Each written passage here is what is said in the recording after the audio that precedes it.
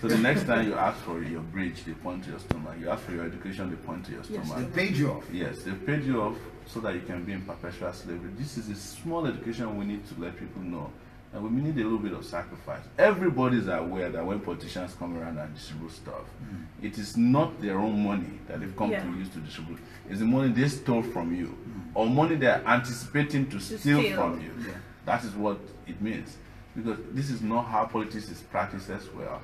You sell ideas to people, and when they see that, and it happened before in this country, where people came, sold ideas, and they won election, and they gave them free education, they gave them free health care.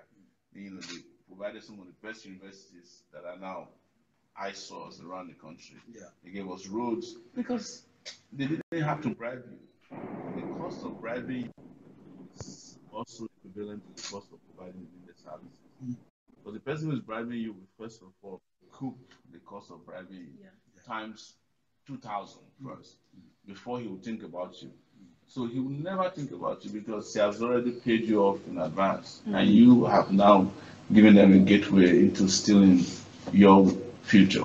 So people need to understand is that we must keep telling people, and I don't think that it's a hard thing to say because for almost 20 years now, by next year will be 20 years since we had a return to civil rule, and it's been the same practice, and people know better, and these guys don't care. All right, let's take one more call. Hello. Hello, good morning. Hello.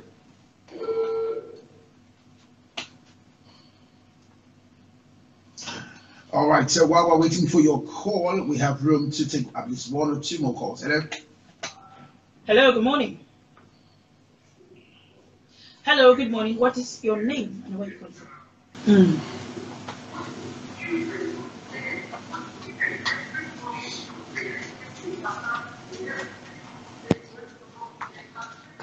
All right, sir. Thank you very much. Your time is up. Thank you. Thank you. Of course, that was a passionate plea there. I know. And just as you had asked for, we already have this all over the country. People are bought into it, keyed into it, and structures are popping up on a daily basis that we actually are doing the catching up. Because people have been waiting for a credible movement like this. And the moment they saw that it was led by credible young people, they are following up and they're working on it. So what we keep telling them is keep setting up structures you can have link up with us. Technology has made it easy for you to work with us. And since we don't have money to give people, just keep selling the ideas. Right now, we're on WhatsApp platforms. Over 1,000 of them already are filled up, and we are migrating people to Telegram, which takes more people per group, so that we can keep exchanging the ideas there, and we keep catalyzing the movement. We keep conscientizing people, educating people, and mobilizing them to the battleground. The battleground is next year, February, and that's election day. But before then, we want it to be clear to our opponents, the old guards, that this is over with. And we might as well just understand that this is going to be an unopposed election. But for the purpose of clarity, would you like to state what you're bringing to the table for Nigeria? We have an acronym known as SPICER HEAT. SPICER HEAT. That's the best way to describe it. And basically it's going to address security, power, infrastructure, anti-corruption, economy, restructuring, health, education, agriculture, and tourism. But there's a T at the end that you can put in bracket, technology. Because technology is the biggest product in the market right now. And Nigerians have bought into it. Nigerians are technologically savvy people. And we think that we can turn this place into the economic tech hub of Africa. But we can't do it without electricity. We can't do it without security. Let's talk about that. Take the theme and take it back. Take it back. Yes. Could you, expatiate on that? Can you say that one more time? Take it back. Are you taking it back? Yes. Way back. It's so funny. Some woman talked to me last week, and they said, she took some money from her husband that the husband hasn't given her. And the husband is like, "Why did you take my money?" They said, "Well, they said we should take it back." So take it back is our own pushback battle cry to take back our country.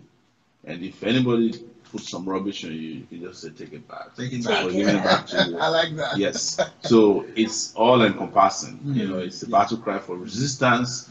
It's a battle cry for acceptance. And it's a battle cry for everybody bonding together to go into the Nigeria that we've always dreamt of. The sad part is that since I was born, Nigeria has never worked for me.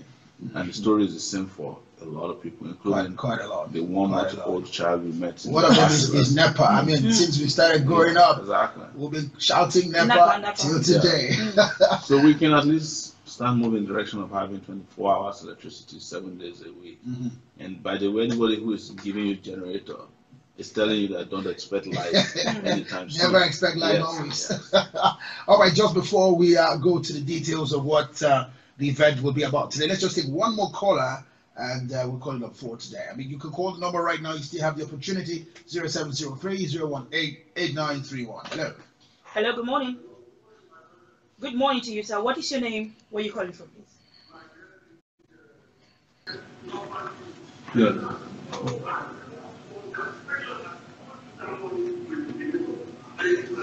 Yes, thank you very much.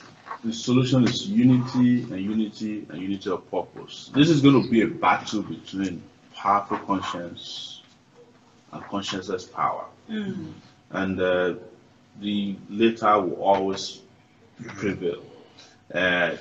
Look, this is not the first time we will defeat money. We defeated money in 2015. You know, I covered the 2015 election on the ground for 6 weeks. I was in Nigeria. Nobody knew I was here.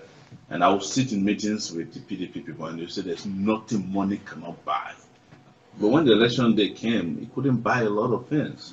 And that's why we had the change, which turned out to be a nightmare, and the chicken change. And now we are moving towards changing that change and retiring it for good. So what we need to do is people who have conviction, they must stand in the market square and sell their conviction.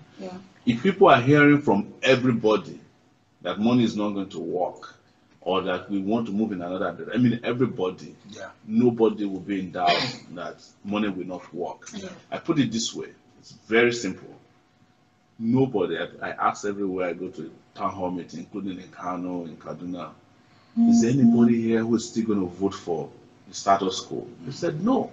Of course. Yes. It's not to say that election day that, they won't hand out bread, naira embedded inside bread, and ankara, and branded rice.